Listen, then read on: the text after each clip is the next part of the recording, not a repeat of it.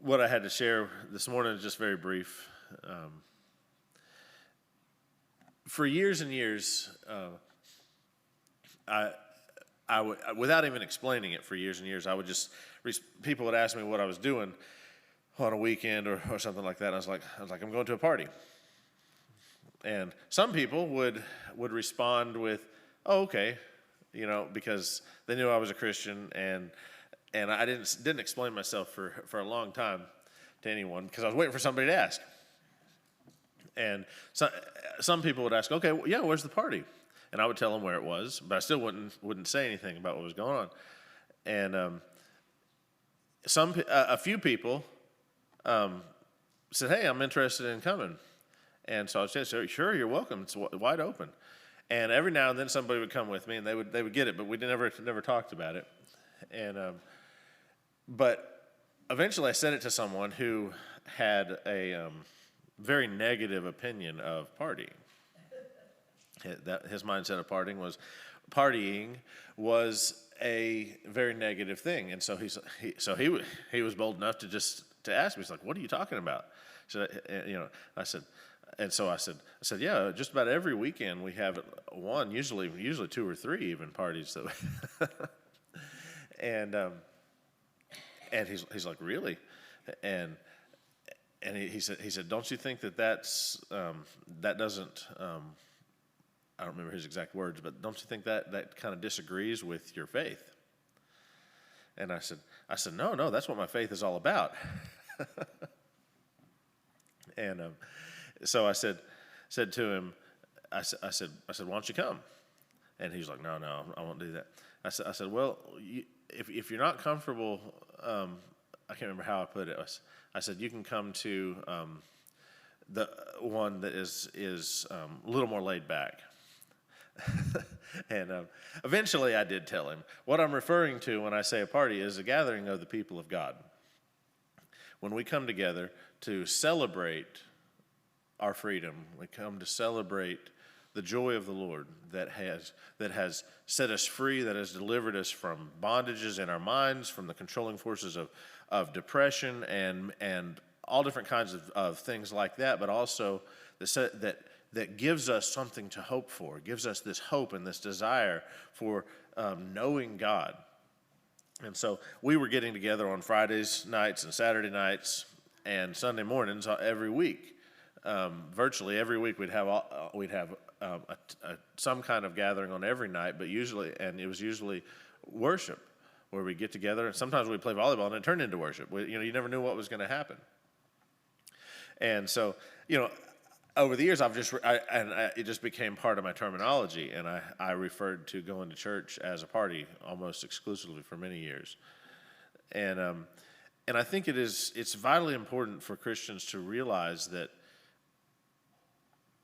most people when they party, are trying to achieve something that we have at our fingertips at all times. They're trying to achieve a sense of worth, a sense of, they work for the weekend, they work so that they can have a moment to supposedly enjoy life, and it's empty. And I remember the Black Eyed Peas song, I've Got a Feeling. And that, when I first heard that song I heard it and I was like, that is meant to be a worship song. Because they're singing about something that they don't understand. They don't understand. Their mindset is tonight's going to be a good night. I've got this feeling inside because they're excited. But then their lyrics show that they don't understand that, because their lyrics show a miserable existence. Their lyrics show, going out and trying to do all these things that yield misery. Their sinful lifestyle and their choices that they're singing about shows that they don't understand what a good night really is. That when you are in the presence of the Lord, and when you are a free person and you come to the Lord in that moment, you enjoy it thoroughly with no regrets and no downside, no negativity, because your life is not destroyed. You're not hungover. You're not miserable with regret. And so when I heard this song, I was like, that has to be a worship song. And then lo and behold, I heard the Newsboys do it as a worship song one night. I was like, they got the same idea, and of course, changing the lyrics. I think they just did the chorus. They didn't do the rest of the song. Eventually, I did write words to the rest of the song, and do it that way. But so often, church is burdensome even on many believers to feel like they have to be there. It's not something that is that enjoyable, and not that every service is going to be a celebration that is fun and exciting in the sense that we're all just full of happiness, because there is a very, very serious and having the reality of understanding God's truth, His sovereignty in our lives, that He rules us, He governs us, He gives us instructions on how to live our life, and sometimes that's a slap down to our carnal way of thinking and our choices that we want to make. Sometimes it's a complete smackdown that says, hey, that's not acceptable. But that yields peace, that yields freedom, and that yields joy, because joy is not about happenstance like happiness is about just in that moment. It's about the reality that if I work hard, I get a paycheck. If there's reward in response to and looking and seeing an investment of my heart and my time. God gives us much in reward. He says to come to Him, you must know that He is, and that He is a rewarder of those who diligently seek Him.